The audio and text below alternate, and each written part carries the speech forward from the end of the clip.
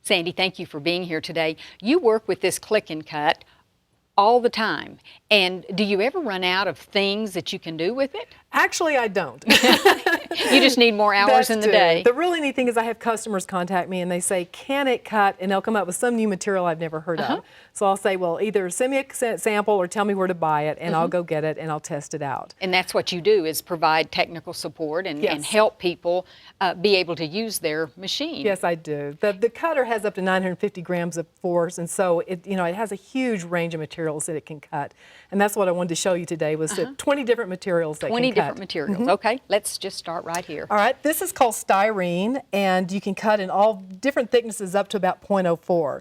And this is very popular with those who are into railroad modeling, building modeling, and things like that, that they're able to cut out shapes. And I wanted to point out that that little star in the brick, what I did is I used the engraving tool to create the brick, and then I had it cut out the outside rectangle, and then I covered it in a kind of a reddish ink to make it look like a real brick. Looks like real brick. And our laptop might as well be decorated too. And what have you used here? This is vinyl, just regular vinyl that I've cut out and just put on my laptop just for decorations. Again, some of these things I cut myself. Some have been gifts from some of my customers. And I thought, oh, I'm just going to keep decorating my laptop. Well, yeah, might as well. This is really a cute idea, I think. Right. This is cardstock. Just two different kinds of cardstock. This is kind of regular, kind of flat. This is kind of a very heavily textured. But my friend Brenda created this recipe layout, and she loves her Klic-N-Kut and always wants to show me things that she did with it. So this is what she created. Tuck the recipe in. What a nice gift. Very cute. Maybe give them the food too. Let's see what's upside down. My friend and customer Chris in California created this. She loves to make intricate cards, and this is another example. This is her St. Patrick's Day card. And again, it's cut from cardstock, but really shows you, how much detail you can get in the cutting. Oh, yeah, and you can never cut this out by hand. Never.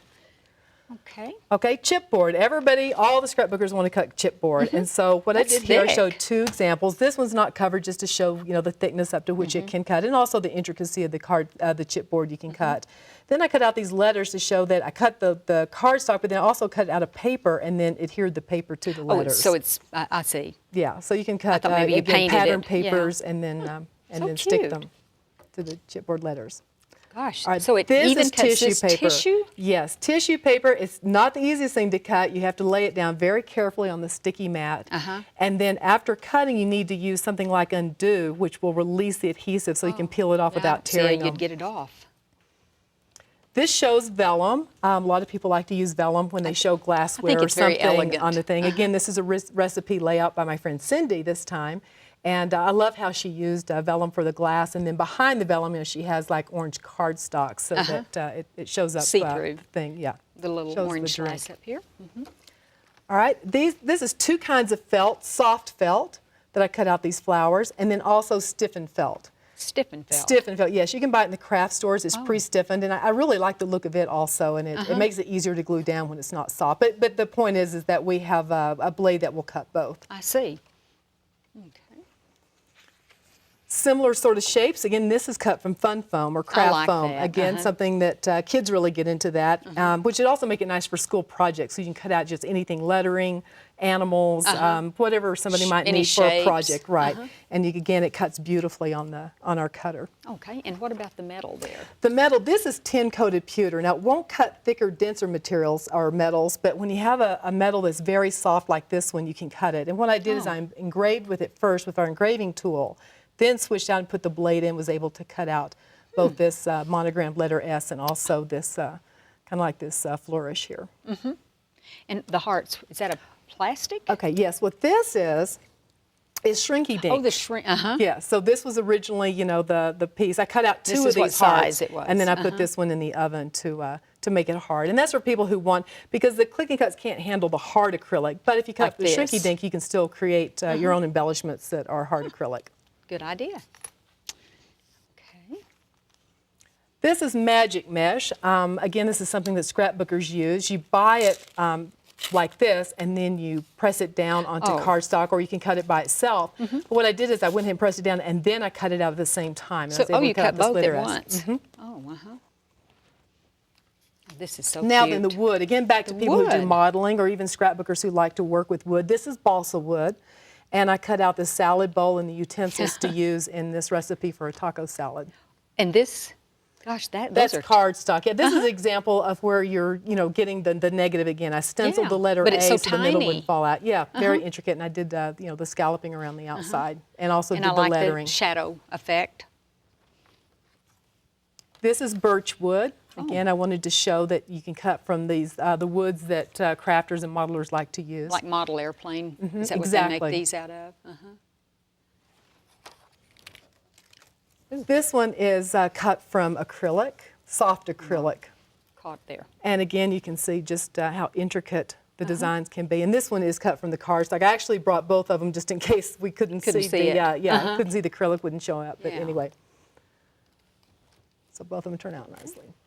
Little gift tag, gift Yeah, cards. this is a material called grunge board, which feels kind of like a cross between leather and chipboard. It's by Tim Holtz, and I wanted to show that the Klic-N-Kut can cut out the shapes from it, and then you can apply ink or paint or whatever to chalk or yes. whatever, I guess. This is what it yes, comes like. that's what it looks like. It comes in Just feel sheets like kinda like that. And it rubber. comes with different patterns and stuff, which is what makes it nice when you apply the ink, then the pattern will show up on it. Okay, then we'll just take a look along here. This is just fabric. I didn't even think about it cutting fabric. Absolutely. For people who are into quilting Quilters, and they yeah. want to be able to create, any kind of shape, lettering, whatever, they're able to cut out those, on the Klic-N-Kut and then have them then for their quilting. Oh, yeah. For appliques, that would be so good. The little stars, what is that This cut is out of? double-sided adhesive. You just cut out your shapes. You peel off one side, put it down onto your surface, whatever the card is or whatever. Then peel off the top, and the top is really sticky also, and then you can put glitter and stuff on the top. So you don't have to add the glue to it to do the glittering. That's right. Okay, and the little plastic design? This one right here, this is that clear vinyl? rubber, and what you do is you create your own stamps for stamping. You use the clear acrylic blocks and you put the stamp onto it, and then you're able to stamp onto the material. So you could do any clip art you find. You could make your own stamp out of it. Yes.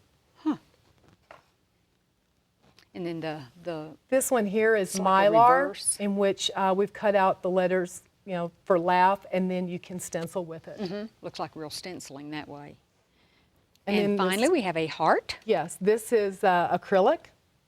And the acrylic you can buy, well, just back to this butterfly, this one was clear. This one just happens to come in it's already painted with a pattern. Oh, okay. But of course, you could paint on it yourself if you wanted Yes, to, couldn't you? absolutely.